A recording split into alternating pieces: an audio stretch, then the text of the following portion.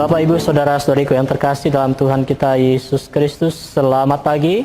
Selamat berjumpa kembali dalam permenungan kita pada pagi hari ini, hari Minggu tanggal 9 Agustus 2020, yang adalah minggu biasa yang ke-19.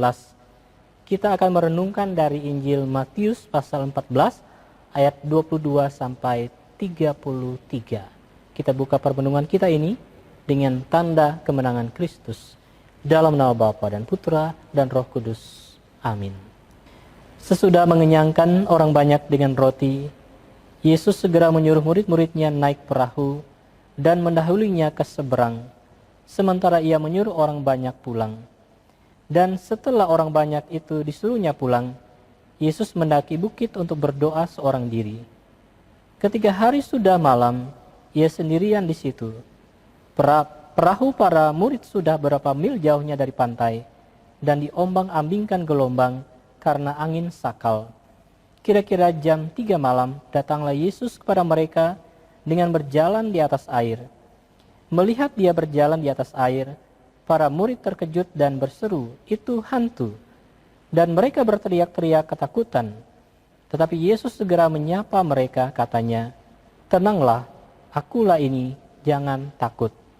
Lalu Petrus berseru, "Tuhan, jika benar Tuhan sendiri, suruhlah aku datang kepadamu dengan berjalan di atas air." Kata Yesus, "Datanglah." Maka Petrus turun dari perahu dan berjalan di atas air mendapatkan Yesus.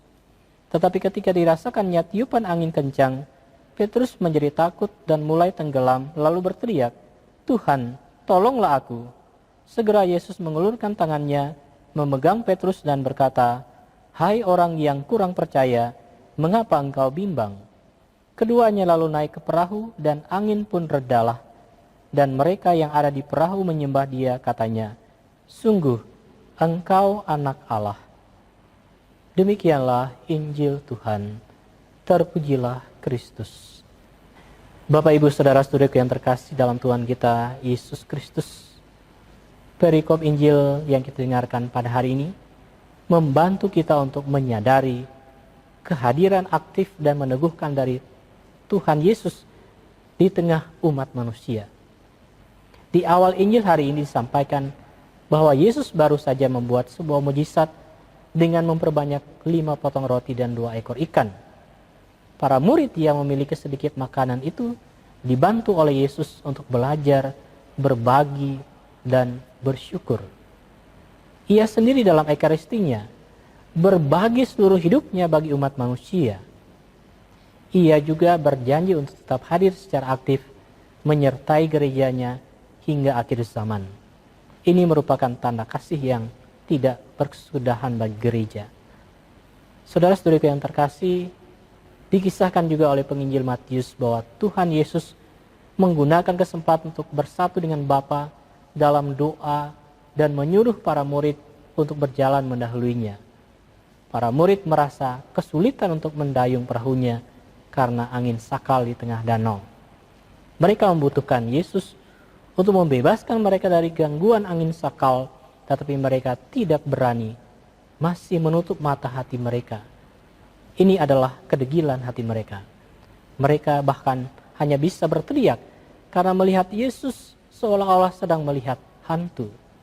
Yesus menunjukkan kehadirannya yang aktif dengan berkata, "Tenanglah, aku ini, jangan takut."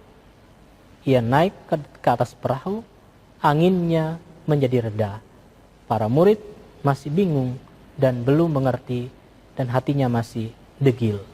Saudara-saudariku yang terkasih dalam Tuhan kita Yesus Kristus, Tuhan Yesus selalu hadir dalam hidup kita secara aktif.